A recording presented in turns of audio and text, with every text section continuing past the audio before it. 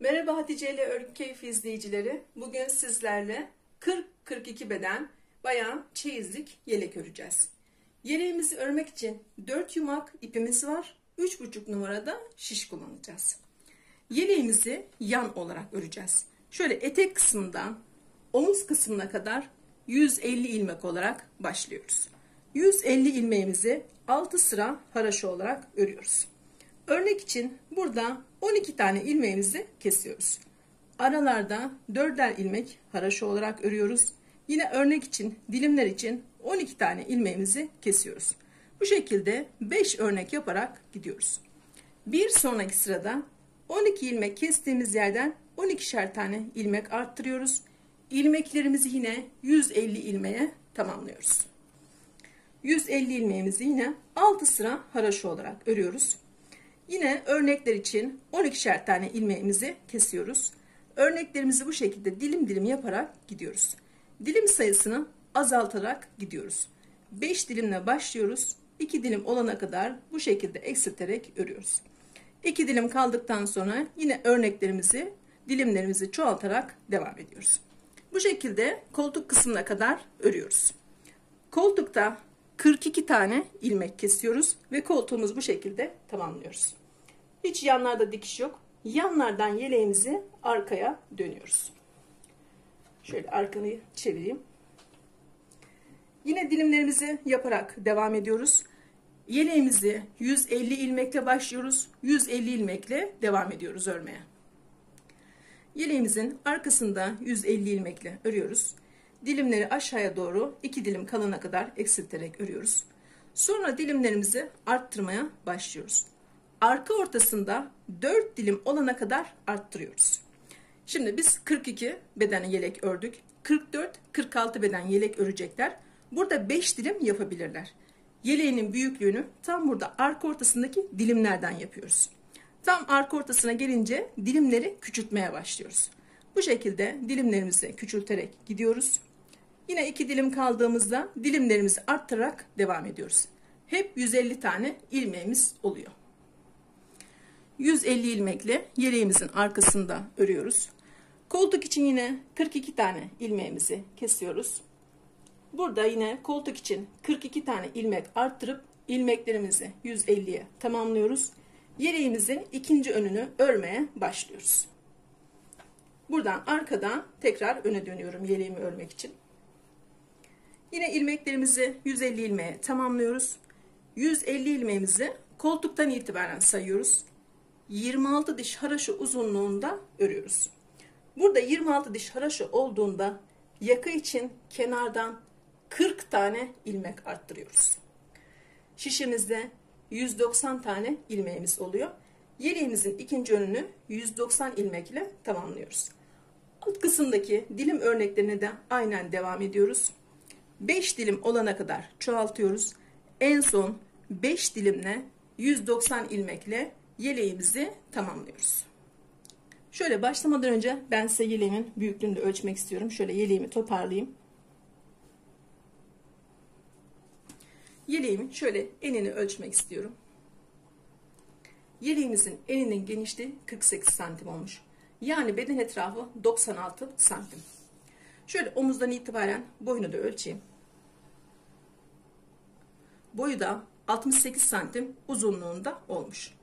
Bu yeleğimizi 40-42 beden için ördük. Şimdi yeleğimizin yapımına geçebiliriz. Hepimize kolay gelsin. Yeleğimizi örmek için Nako'nun Doğa Dostu 310 metrelik ipim var. 3,5 numarada şiş kullanacağım. Yeleğimizin önü için 150 ilmek olarak başladım. Şişimde 150 tane ilmeğim var. İlmeklerimizi haraşo olarak öreceğiz. İlk ilmeğimizi örmeden aldım. İkinci ilmeğimi sağdan sola doğru şişim taktım. Üzerine de ip attım ve ördüm. Tekrar sağdan sola doğru şişim takıp üzerine de ip atıp örüyorum. Yeleğimizin önü için haraşo olarak örmeye başlıyoruz. Yeleğimizi yan olarak öreceğiz. Burası yeleğimizin ön patı olacak. yani 150 ilmek yeleğimizin uzunluğu oluyor. Şişimizde 150 tane ilmek var. İlmeklerimizin hepsini haroşa olarak örüyoruz. Bu ördüğümüz ilk sıra örgünün ön yüzü olacak.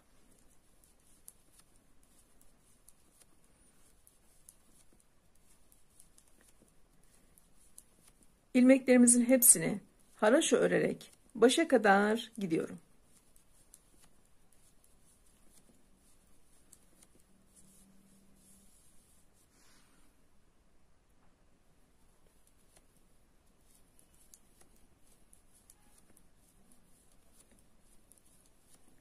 İlmeklerimizin hepsini haroşa örerek başa kadar geldik. Döndük örgünün arka yüzüne ikinci sıramıza. Yine ilk ilmeğimi örmeden aldım. Her zaman ilk ilmeklerinizi örmeden alın. Örgünün kenarları sarkık durmasın. İlk ilmek örmeden alınıyor. Diğer ilmekler yine haroşa olarak örülüyor. Şu anda örgünün arka yüzündeyiz. İkinci sıradayız. Bu şekilde 150 ilmeğimizin hepsini 5 sıra haroşa olarak örelim.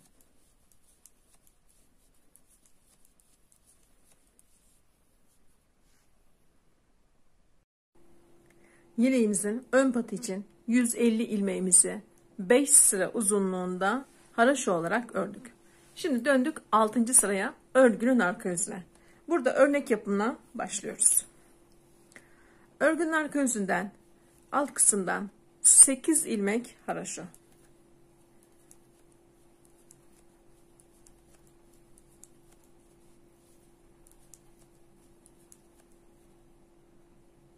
Sekiz ilmeğimi haroşa olarak ördüm. Burada 12 tane ilmeğimizi keseceğiz. Şöyle 2 ilmeği birlikte ördüm. Tek kalan ilmeği soldaki şişime geri taktım. Tekrar 2 ilmeği birlikte ördük. Tek kalan ilmeği soldaki şişimize takıyoruz.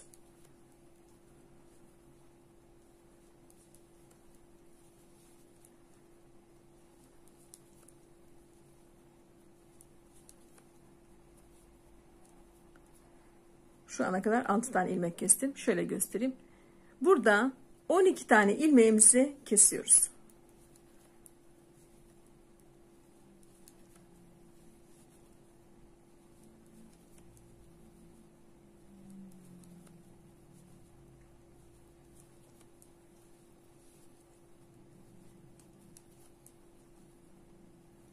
Ve 12.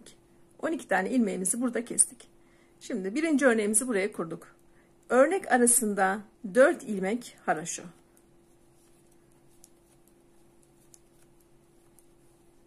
Şöyle göstereyim. 4 tane ilmeğimi ördüm.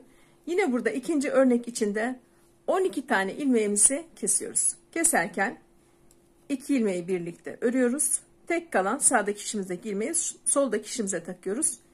Yine 2 ilmek birlikte örüyoruz.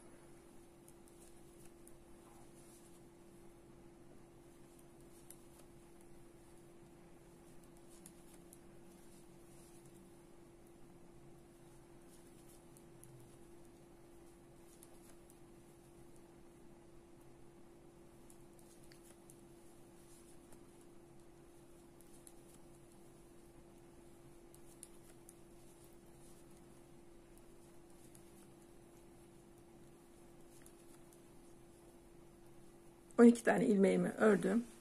Kestim. Şöyle görünüyor. Başta 8 ilmek ördük. Burada 12 ilmek kestik. 4 tane ilmek ördük. Yine 12 tane ilmeğimizi kestik. Örnek arasında 4 ilmek haroşa. Sadece başlangıçta 8 tane ilmek ördüm. Yine burada 4 ilmek haroşamı örüyorum. 4 tane ilmek ördükten sonra yine 12 tane ilmeğimizi kesiyoruz.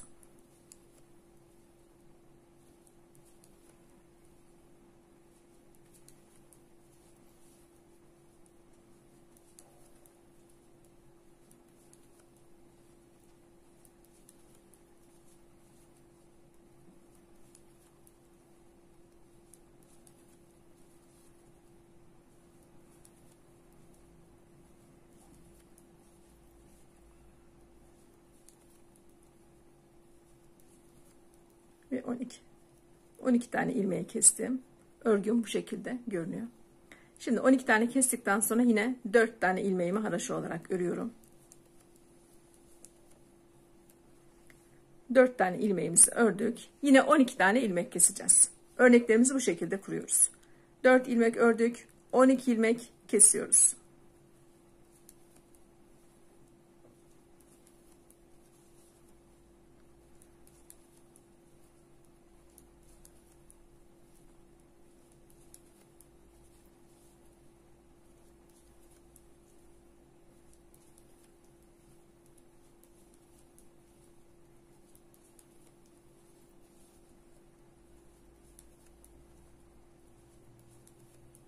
Ve 12.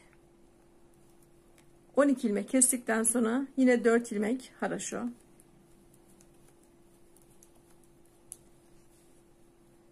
Dört tane haraşomu ördüm. Yine 12 tane ilmeğimizi kesiyoruz.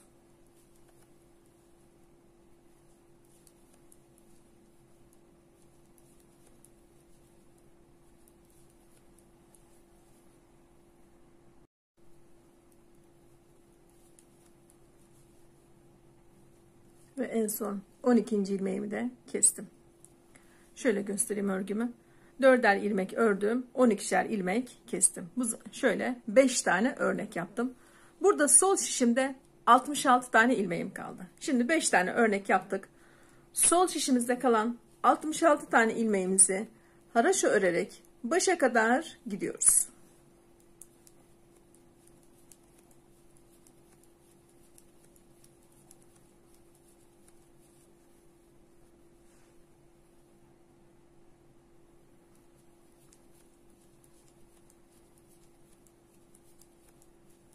Yaka kısmında kalan 66 ilmeğin hepsini haraşo örerek başa kadar geldim. Döndük örgünün ön yüzüne. Burada kenarda yaka kısmında 66 tane ilmeğim var. Yine 66 ilmeğimi haraşo örerek gidiyorum. Şurada ilmek kestiğim yere kadar.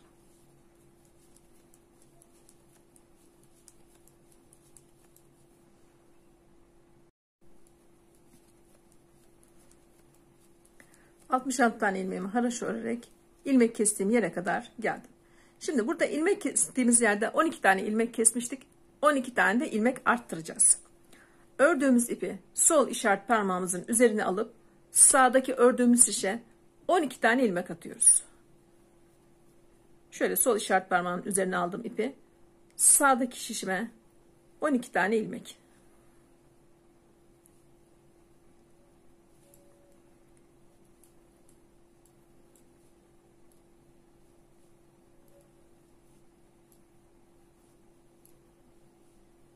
Ve 12. Şişimize 12 tane ilmeğimizi attık. Burada örnek arasında 4 tane haraşo ilmeğim vardı. Buradaki 4 haraşo ilmeğimi örüyorum.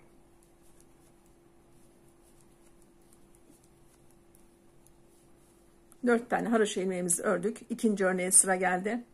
Yine örnek için 12 tane ilmek atacağız. Ördüğümüz ipi sol işaret parmağımızın üzerine alıp sağdaki ördüğümüz şişe 12 tane ilmek atıyoruz.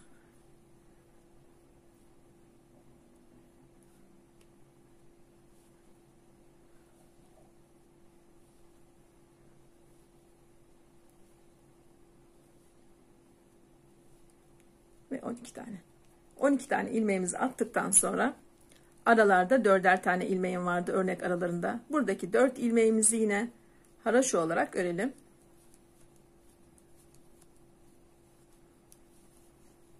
Şöyle boşlukların yerine ilmek atarak gidiyoruz. 3. boşluğuma 3. örneğime geldim. Yine 12 tane ilmek atacağız. Ördüğümüz ipi sol işaret parmağımızın üzerine alıp sağdaki şişime 12 tane ilmek atıyorum.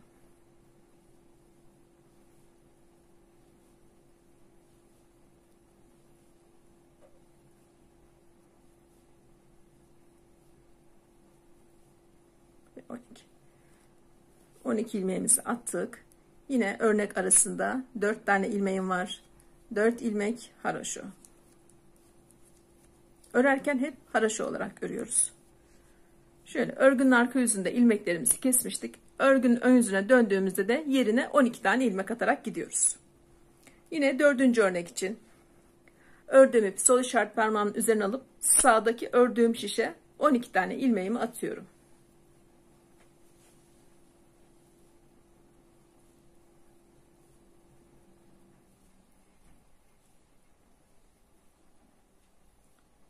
Ve 12. 12 ilmeğimizi attıktan sonra aradaki 4 tane ilmeğimizi örüyoruz. Örgümüz bu şekilde görünüyor.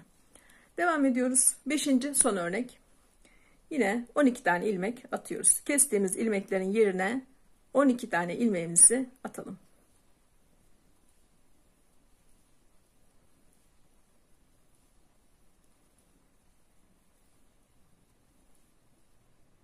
Ve 12. 12 tane ilmeğimi attım. Burada sonda 8 tane ilmeğimiz vardı. 8 ilmeğimizi de haraşo olarak örüyoruz.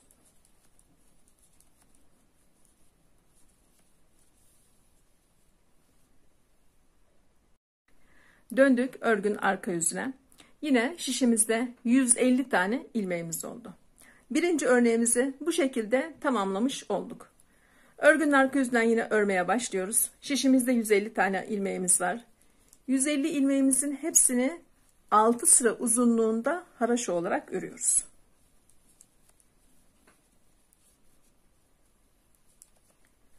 Burada arttırdığımız ilmekleri de yine haraşo olarak örüyoruz.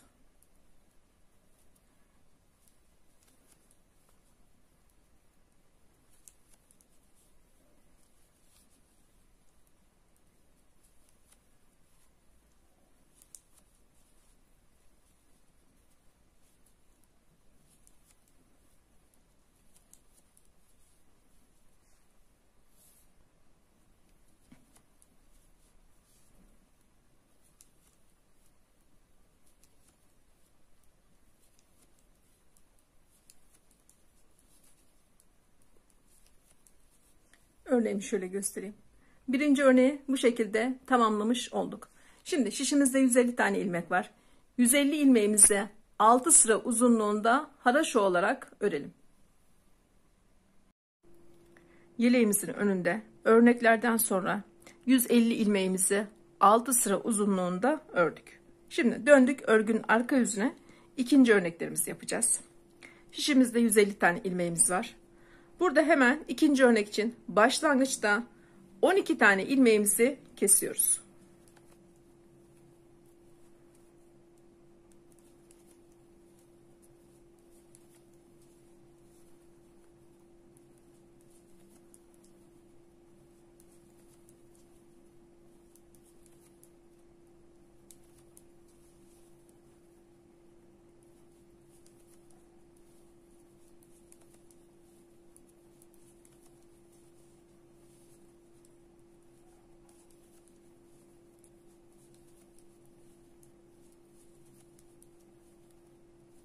Ve 12. 12 tane ilmeğimi bu şekilde kestim. Örnekten sonra arada 4 ilmek haraşo. 4 tane ilmeğimizi ördük. Yine burada 12 tane ilmeğimizi kesiyoruz.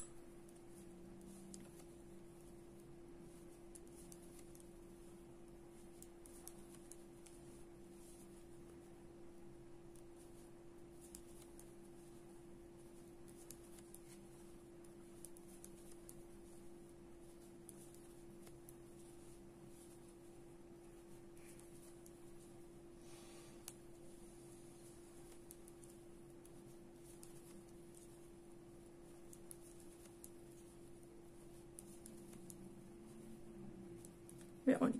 İkinci örnek için de yine 12 tane ilmek kestik. Yine arada 4 ilmek haraşo. 4 ilmeği ördükten sonra üçüncü örnek için yine 12 tane ilmek keselim.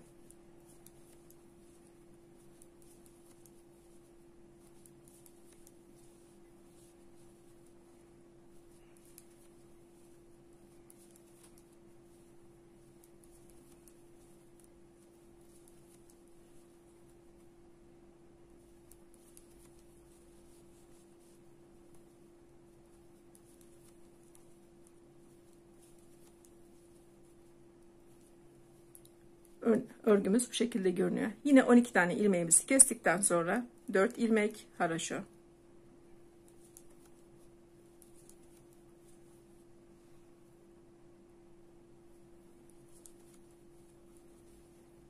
Dört haraşodan sonra yine dördüncü örnek için 12 tane ilmeğimizi kesiyoruz.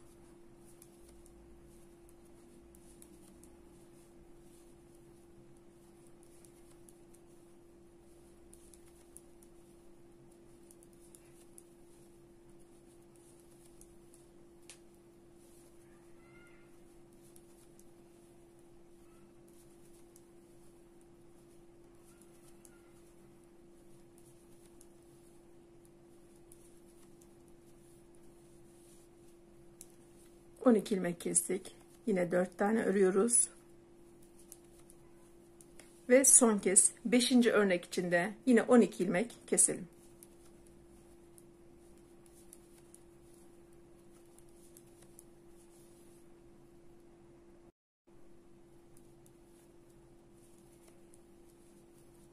Ve 5. son örneğimiz içinde 12 tane ilmeğimizi kestik. Birinci örnek burada bitmişti. İkinci örnek burada bitti. Şu anda sol şişimde 74 tane ilmeğim kaldı. 74 ilmeğimizi haraşo örerek başa kadar gidiyoruz.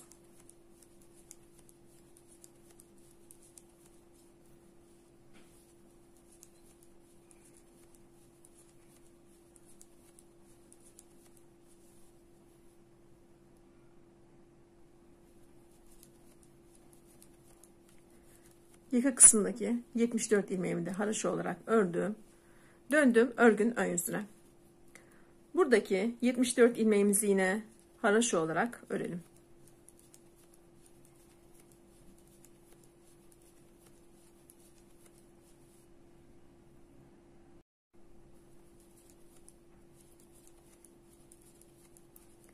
Yaka kısmındaki 74 tane ilmeğimi haraşo olarak ördüm. Burada 12 ilmek kestiğim yere kadar geldim. Yine 12 tane ilmek arttıracağız.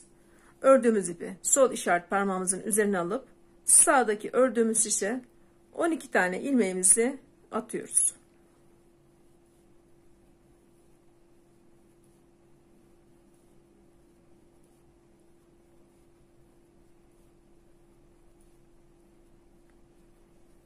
On iki tane ilmeğimi attım. Örnek aralarında 4'er tane ilmeğim vardı. 4 ilmek haraşo. 4 tane ilmeğimi ördükten sonra yine ilmek kestiğim yere geldim. İlmek kestiğimiz yerde yine burada ilmeklerimizi arttırıyoruz. Örgün arka yüzünde 12 tane ilmek kesiyoruz. Örgün ön yüzüne döndüğümüzde 12 tane ilmeğimizi arttırıyoruz. Buraya şişimize atıyoruz yine. İlmeklerimizi başa kadar yine 150'ye tamamlayacağız.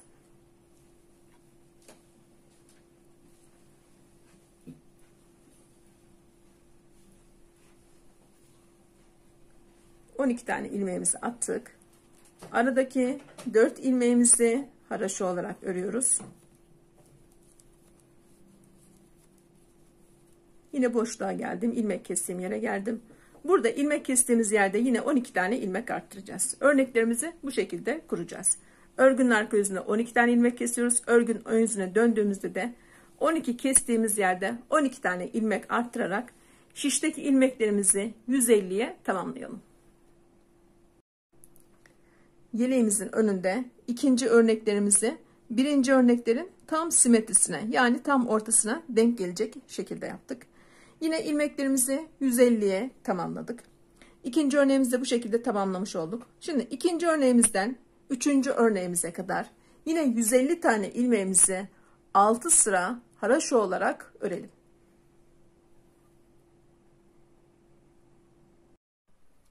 Yeleğimizin önünde ikinci örneklerden sonra 150 tane ilmeğimi 6 sıra uzunluğunda haraşo olarak ördüm. Şimdi üçüncü örneklerimizi yapacağız. Örgünün arka yüzündeyiz. Örneklerimizi hep örgünün arka yüzünden başlıyoruz. Şimdi üçüncü örneği yapacağız. Üçüncü örnekte birinci örneğin yapılışları aynı. Kenardan 8 ilmek haraşo.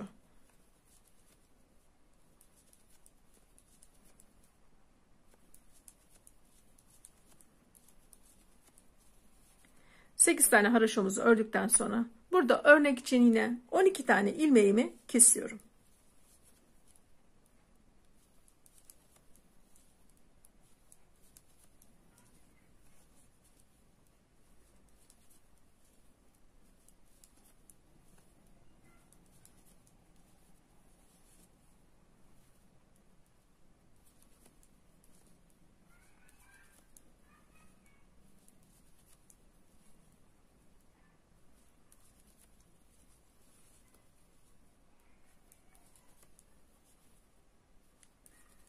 Ve 12. Şöyle birinci örnek için 12 tane ilmeğimi kestim. Örnek araları her zaman 4'er ilmek olacak. 4 ilmek haroşo.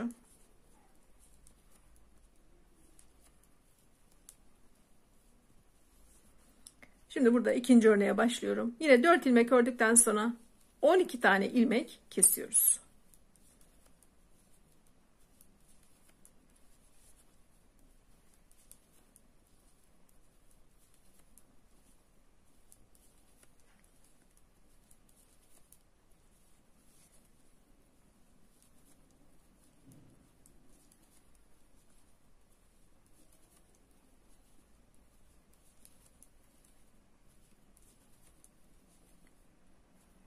İkinci örnek için de 12 tane ilmeğimi kestim. Arada yine 4 tane haroşa ilmek örüp 3. ve 4. örneklerimizi de yapalım.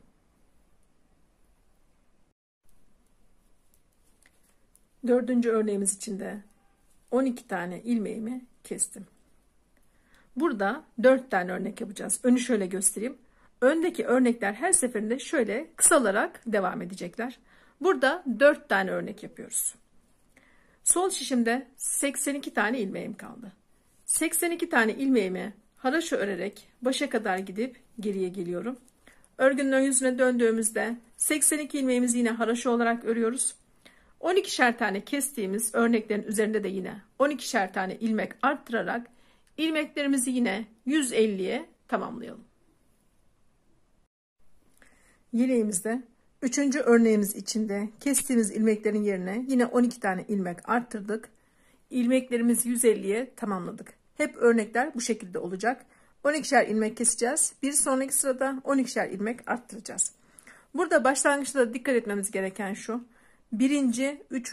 5. 7. örneklerin yapılışları aynı. 2. 4. 6. 8. örneklerin yapılışları da aynı şekilde olacak. Şimdi buradan 4. örneğimize başlayacağız. 4. örneğimize başlarken kenardan 12 ilmek keserek başlayacağız. Bunu unutmayalım. Kenardan 12 tane ilmeğimizi kesiyoruz.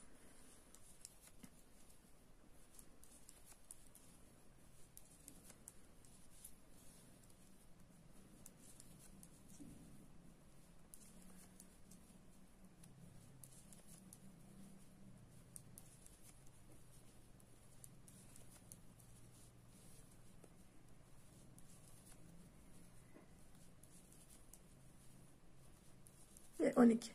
12 tane ilmeğimizi kestikten sonra örnek aralarında hep 4'er tane ilmek olacak. 4 tane haroşa ilmek öreceğiz. Yine 12 tane ilmeğimizi keseceğiz.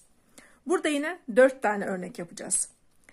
2 tane beşli örnek yaptık. 2 tane dörtlü örnek yapacağız. Sonra 2 tane üçlü örnek yapacağız. Sonra 2 tane ikili örnek yapacağız. Örnekler bu şekilde aşağıya doğru azalarak devam edecek. Yaka kısmında hiçbir değişiklik yok. Yaka kısmını aynen haroşa olarak örüyoruz.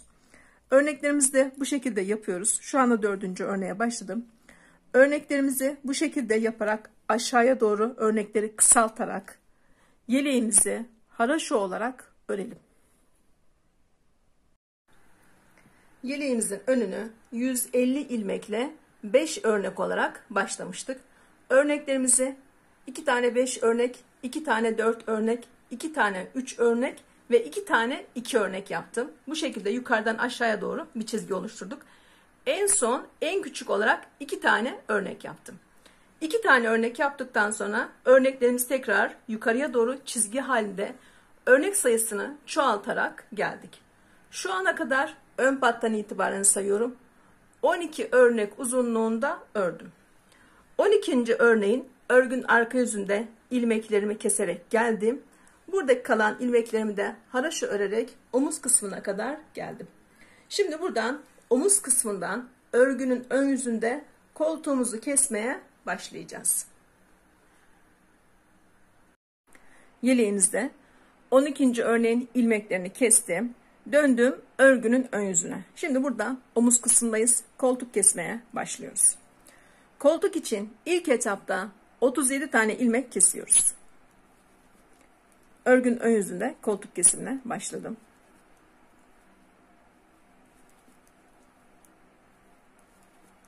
Omuz kısmından buradan başladık. Koltuk için 37 tane ilmeğimizi keselim.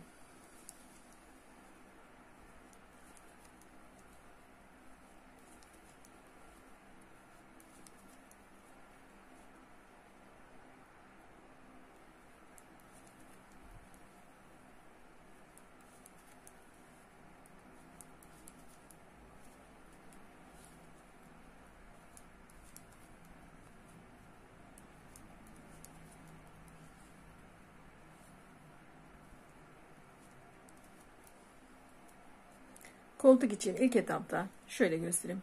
37 tane ilmeğimi kestim. Şimdi burada örgünün ön yüzündeyim. Haraşo örerek gidiyorum.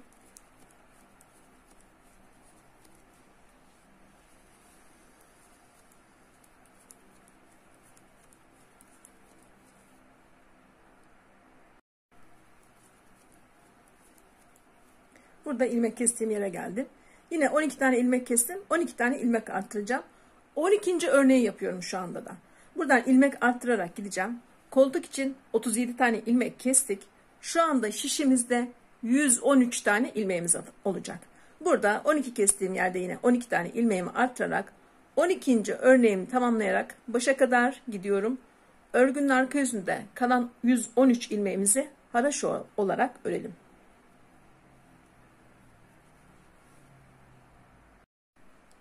Yeleğimizin önünde 12. örneğimizdeki 113 tane ilmeğimiz vardı. 113 ilmeğimizle örgünün arka yüzünde haraşo örerek başa kadar geldim. Şimdi burada koltuk kısmındayız. İlk etapta 37 tane ilmek kesmiştik. Buradan tek tek ilmek kesmeye devam edeceğiz. Buraya koltuk kısmına geldiğimizde başlangıçtan 1. ve 2. ilmek. İkisini birlikte ördüm. Koltuk için 38. ekstremi yaptım. 112 tane ilmeğim kaldı. Kalan 112 ilmeğimizde haraşo örerek devam ediyoruz. Yeleğimizin alt kısmındaki örnekler aynı şekilde devam edecek. Koltuk kısmını şöyle göstereyim. İlk etapta 37 tane ilmek kestim. Buradan örgün ön yüzünde hep başta 1. ve 2. ilmeği birleştirerek tek tek ilmek kesmeye devam edeceğim. Koltuk kısmını şöyle yuvarlanması için. Bu şekilde örgün ön yüzünde hep 1. ve 2. ilmeklerimizi keserek koltuk kısmını tek tek ilmek eksiltmeye devam edelim. Yeleğimizin koltuğu için ilk etapta 37 tane ilmek kestim. Sonra örgünün ön yüzünde tek tek 5 tane daha ilmek kestim. Koltuk kısmında toplamda 42 tane ilmek kestik. Şişimizde 108 tane ilmeğim kaldı. Bu şekilde koltuğumu tamamladım. Şimdi başka ilmek kesmeyeceğiz. Kalan 108 ilmeğimizi yine aynı şekilde burada haraşo örerek yeleğimizin alt kısmında da örneklerimizi yaparak örmeye devam edelim. Yeleğimizde koltuğumuzu tamamladıktan sonra 108 tane ilmeğimiz kalmıştı. Kalan 108 ilmeğimizi 5 diş haraşo uzunluğunda ördüm. Şimdi önü bu şekilde tamamladık. Burası artık arka olacak. Şu anda şişimde 108 tane ilmeğim var. Koltuk kısmındayım. Buradan ilmek arttırmaya başlıyoruz arka için. Şişimde 108 tane ilmek var. Buradan kenardan 2 tane ilmek arttırıyorum. 1 ve 2. Şişimde şu anda 110 tane ilmeğim oldu. Döndüm örgünün ön yüzüne. Koltuk kısmından yine örmeye başlıyoruz. Arttırdığım 2 ilmeği de yine haraşo olarak örüyorum. 110 tane ilmeğimizi haraşo örüp başa kadar gidip geriye geliyoruz. Koltuk kısmından arttırmaya devam edeceğiz.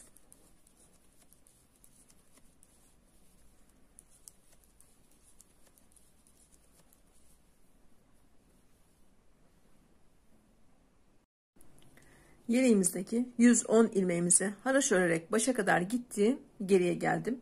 Yine koltuk kısmındayım. Şimdi burada yine ilmek arttıracağız. Buradan 3 tane ilmek arttıracağım. 1, 2 ve 3. İlmeklerim şu anda 113 tane oldu. Önde ilmeklerimizi tek tek kesmiştik önün yuvarlak olması için. Arkayı fazla yuvarlamayacağız. Burası arkanın koltuk kısmı. Burayı fazla yuvarlamayacağız. Şimdi daha önce 2 tane arttırmıştım. Şimdi 3 tane arttırdım. İlmeklerimi 113'e tamamladım. Şişimde 113 tane ilmeğim var. 113 ilmeğimizin hepsini haraşo örerek başa kadar gidip geriye gelelim.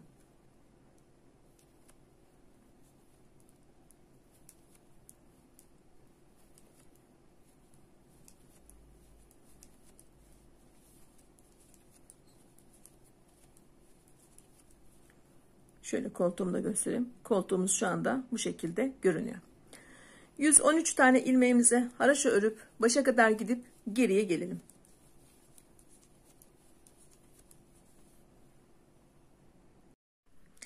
Yeleğimizde örgün arka yüzünde 15. örneği yaparak koltuk kısmına kadar geldim. Şimdi koltuk kısmında 37 tane ilmek arttıracağız ve bu şekilde koltuğumuzu tamamlayacağız. Ördüğümüz ipi sol işaret parmağımızın üzerine alıp şişimize 37 tane ilmeğimizi atıyoruz.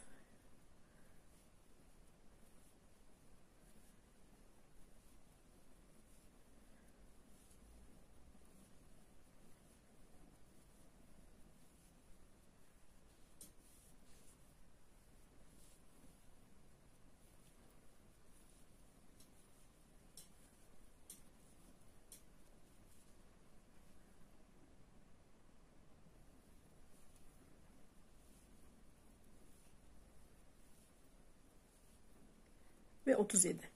Şişimin üzerine 37 tane ilmek attım.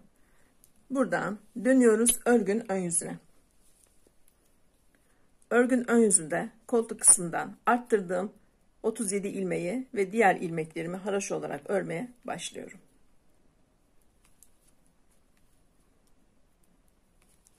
Burada arttırdığımız ilmekleri haraşo olarak öreceğiz. 15. örneğinde ilmeklerini atarak başa kadar gidiyoruz. Başa vardığımda örgümü tekrar yere koyup göstereceğim sizlere.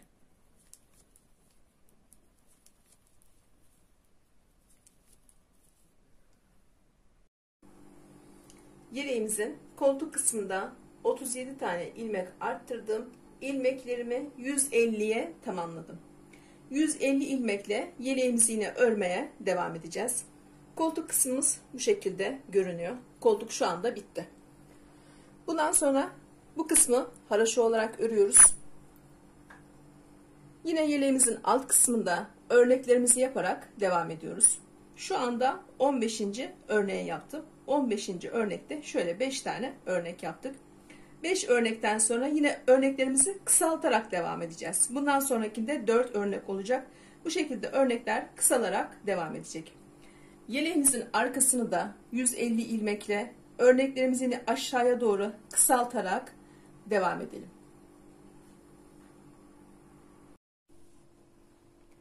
Yeleğimizin arkasına 150 ilmekle 5 örnek olarak başladık.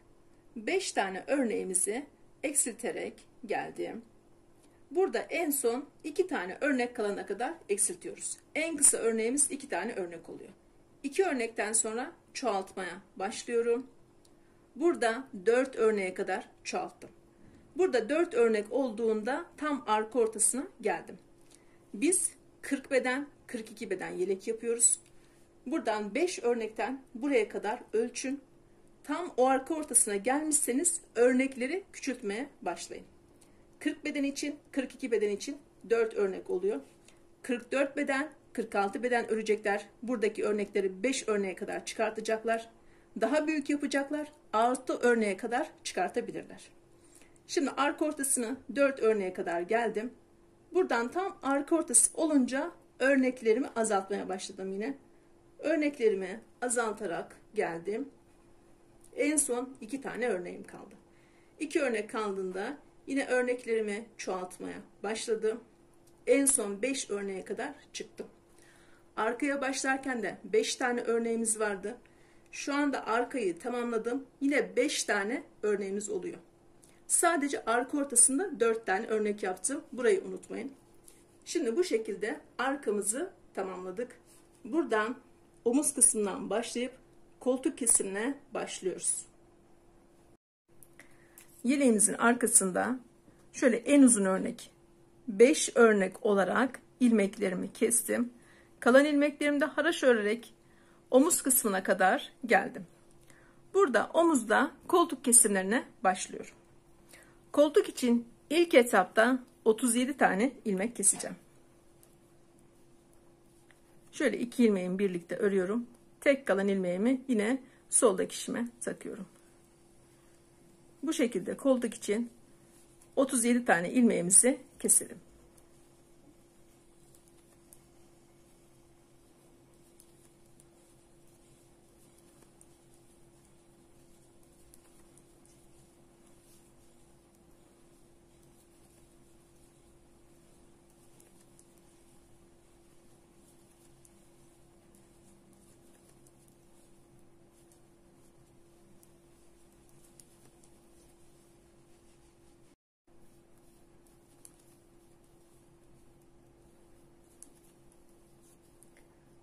Koltuk için ilk etapta 37 tane ilmeğimi kestim. Burada kalan ilmeklerimizi haraşo olarak örmeye başlıyoruz. Şöyle koltuğumu göstereyim. Buradan koltuk için 37 ilmek kesildi. Diğer ilmeklerimizi haraşo örerek devam ediyoruz yine.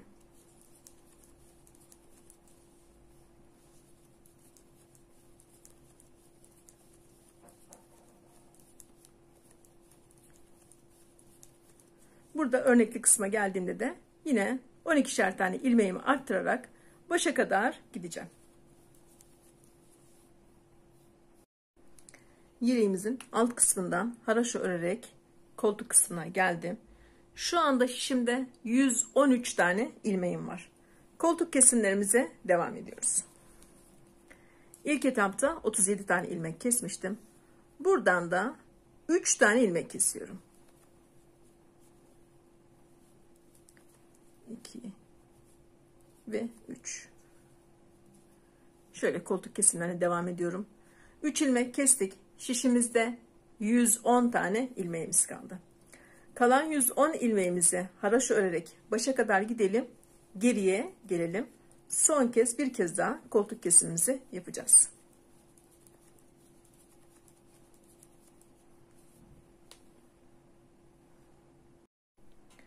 Yeleğimizde kalan 110 ilmeğimizi haraşo örerek başa kadar gittim, geriye geldim.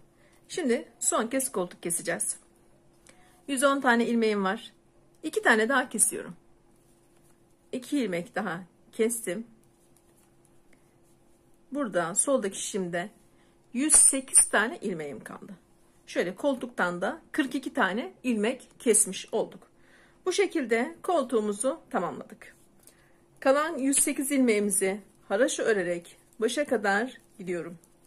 Başa vardığımda örgümü tekrar yere koyup göstereceğim sizlere.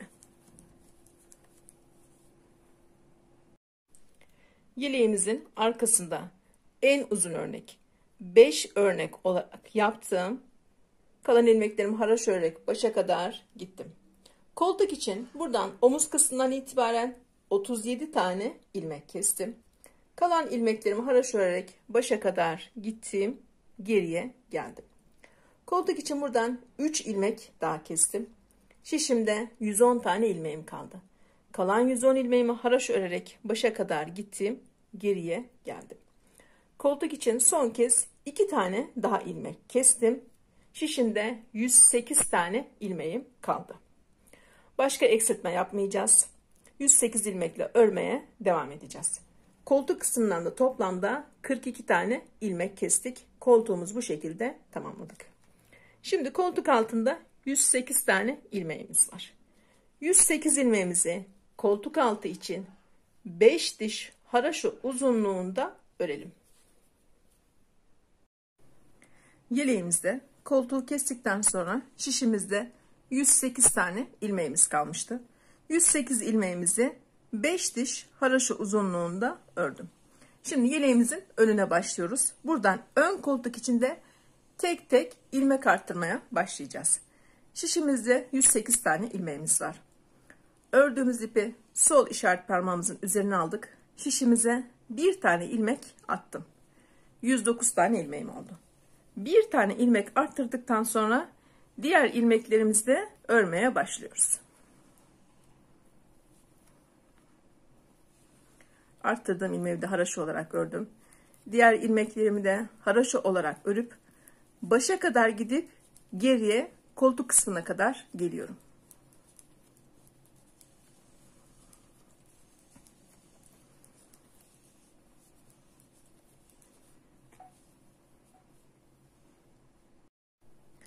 Yeleğimizdeki 109 ilmeğimizi haraşo örerek başa kadar gittiğim geriye geldim. Şimdi burada koltuk için bir ilmek daha arttıracağım. Ördüğüm ipi sol işaret parmağım üzerine alıp şişime bir tane ilmek atıyorum. Şu anda 110 tane ilmeğimiz oldu. Yine ilmeklerimizi haraşo örerek başa kadar gidip geriye geleceğiz. Burada ikinci artmamızı yaptık. Koltuk kısmında tek tek 5 tane ilmek arttıracağız. Şöyle koltuğun yuvarlak olması için. Şimdi haraşo örerek başa kadar gidip geriye gelelim. Buraya koltuk kısmına geldiğimizde tekrar bir ilmek arttıralım. Bu şekilde artmalarımıza devam edelim.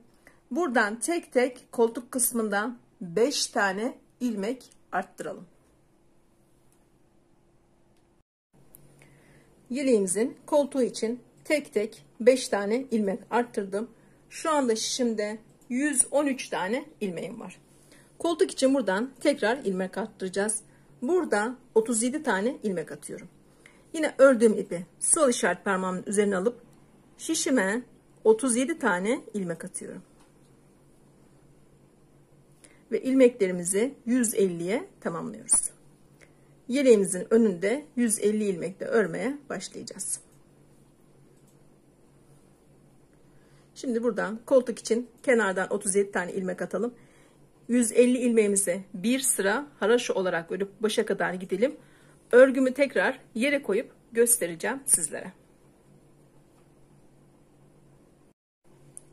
Yeleğimizin koltuk altında 108 tane ilmeğimiz vardı. Koltuk için burada tek tek 5 tane ilmek arttırdım. 113 tane ilmeğim oldu.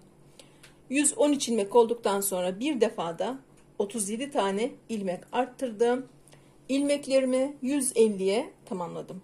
Bu şekilde koltuğumuzu da tamamlamış olduk. Koltuktan başka artma yapmayacağız.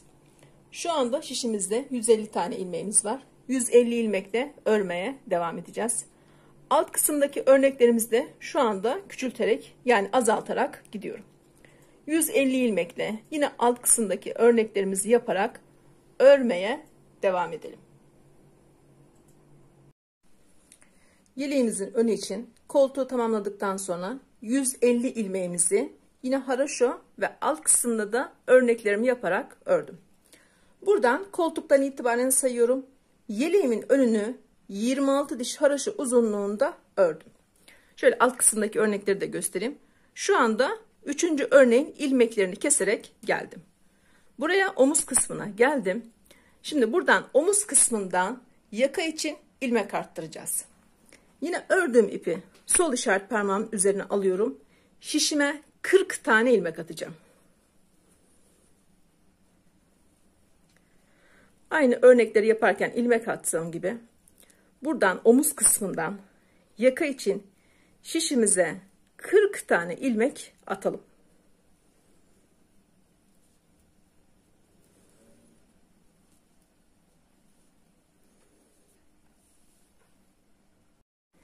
Kenardan omuz kısmından yaka için 40 tane ilmek arttırdık.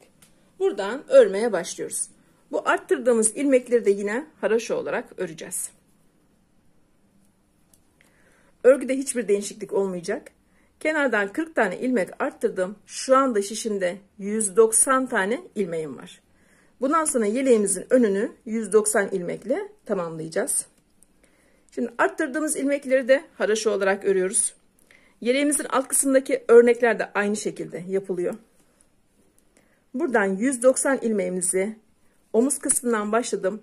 Aşağıya kadar haraşo örerek başa kadar gidiyorum. Başa vardığımda örgümü tekrar yere koyup göstereceğim sizlere. Yeleğimizin omuz kısmından buradan yaka için 40 tane ilmek arttırdık. Arttırdığım 40 ilmeği de haraşo olarak ördüm. Diğer ilmeklerimi de örerek başa kadar gittim. Şu anda şişimde 190 tane ilmeğim var. Bundan sonra yeleğimizin önünü 190 ilmekle öreceğiz. Yaka kısmında arttırdığımız ilmekleri de haraşo olarak örüyoruz. Yeleğimizin alt kısmında da örneklerimizi yaparak devam ediyoruz. Şu anda 3 örnek olarak yaptım. Yeleğimizin önünü 5 örnek olana kadar arttıralım. 5 örnek olduğunda yeleğimizin önünü 190 ilmekle bitirelim. Yeleğimizin önünde yaka için kenardan 40 tane ilmek arttırmıştık. Şişimizde 190 tane ilmeğimiz olmuştu. Bu arttırdığımız ilmekleri de haraşo olarak ördüm. 190 ilmeğimi yine alt kısımdaki örneklerimi yaparak devam ettim. Alt kısımdaki örneklerimizi her örnekte de çoğaltarak devam ettik. En son 5 tane örneğim oldu. 5 örnek olduktan sonra yeleğimin önünü 190 ilmekle düz olarak bitirdim. Yeleğimizin örgüsünü bu şekilde tamamladık. Şimdi omuzların dikişine geçebiliriz. Yeleğimizin önlerini yan yana koyduk. Şimdi yaka için kenardan 40 tane ilmek arttırdım. Bunun kenar kısımlarını yani tam şurasını dikeceğiz. Şimdi önleri yan yana koyduk. İkinci önden de koltuk kısmından da haraşolarımızı sayıyoruz. Buradan 26 diş haraşo saydım. Buraya iğnemi taktım. 40 ilmekle ördüğüm örgüyü şöyle sağ tarafa doğru öne doğru yatırdım. Buradan bitirdiğim kısımdan tam ön ucuna şuraya örgümü sabitliyorum. Buradan dikmeye başlıyoruz. Buradan başladım. Örgüyü şöyle yan olarak çevirdim. Tam 26 haraşoya iğne taktığım yere buraya kadar gelecek yaka kısmı. Burayı iğneleyelim. Kenarda 26 diş haraşo kalacak. Şimdi iki örgüyü yan yana koyduk. Önce sağdaki örgüye batıyorum. Sonra soldaki örgüye batıyorum. Örgüleri yan yana koyuyorum. Üst üste koymayın. Dikiş kalın olmasın. Tekrar sağ taraftaki öne battım. Sonra 40 ilmekle yaka örmüştük. Oraya battım. Yine sağ tarafta öne batıyorum. Sonra yaka ördüğüm yere kenara batıyorum. Kenardan haraşonun dişlerini tutturuyoruz. İki örgüyü yan yana koyduk. Bu şekilde dikiyoruz. Önce yaka kısmını birleştireceğiz. Sonra omuzları dikeceğiz.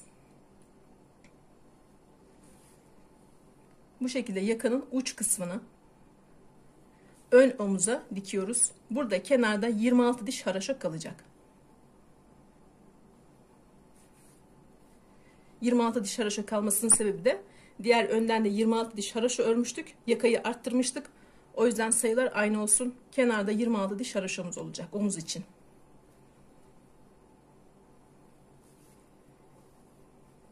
Şimdi bu şekilde iki örgüyü yan yana koyarak dikişimizi tamamlayalım. Yeleğimizde yaka için ördüğümüz 40 ilmeğimizi diğer öne ekledik. Yakanın görüntüsü şu anda bu şekilde görünüyor. Şimdi önleri yakayı birbirine diktik. Arkaya geçtik. Arka ense kısmını masanın üzerine koydum. Koltuk kısmından 26 diş haraşo saydım. İğnemi buraya taktım. Bu taraftan da yine 26 diş haraşo saydım. İğnemi buraya taktım. Bu kenarda saydığımız 26 diş haraşolarımız omuz olacak. Orta kısımda kalan yerde ense kısmı olacak. Şimdi diktiğim yakayı aldım. Şöyle koyuyorum. Yakayı dikerken kenarlarda 26 diş haraşo bırakmıştık. Bu 26 diş haraşo arkadaki 26 diş haraşoya denk geliyor. Bu şekilde koyuyoruz. Buraya iğneliyorum. Burayı dikmeye başlayacağız. 40 ilmekle ördüğüm yaka tam arka enseye dikilecek. Şimdi buradan kenardan sağ taraftan dikmeye başlıyoruz. Öndeki 26 diş haraşo arkadaki 26 diş haraşonun üzerine dikiliyor. Kenardan ipimi sabitledim.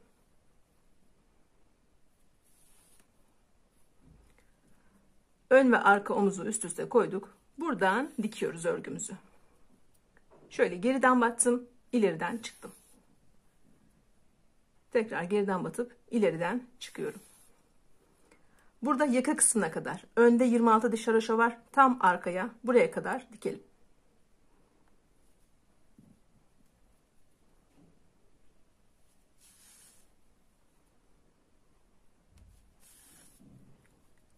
Önce omuzlarımızı birleştiriyoruz.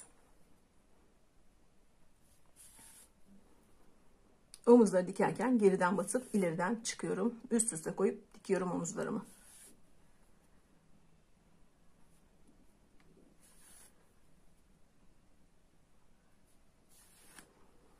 Şimdi omuzları diktik. Burada arkanın ense kısmı ve önde sonradan arttırdığım 40 ilmek var. Burasını birbirine dikeceğiz. Şimdi burayı dikerken arka ense kısmı ve 40 ilmek yan yana koyuyorum. Üst üste koymayın burası. Ense kısmı rahatsız eder.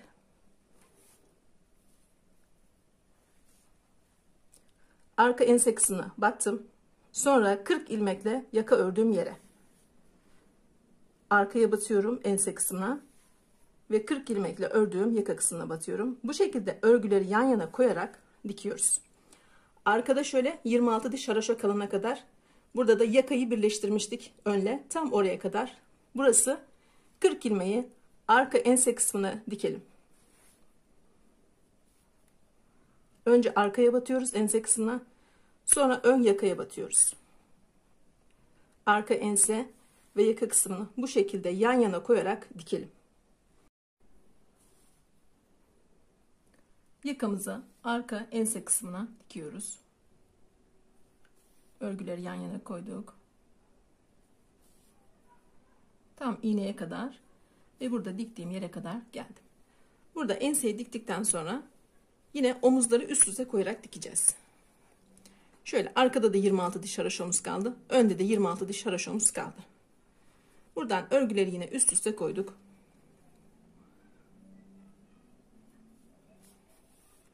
Ense kısmını yan yana koyarak diktim. Omuzları üst üste koyuyoruz. Şöyle geriden batıp ileriden çıkıyoruz. Tekrar geriden battım, ileriden çıktım.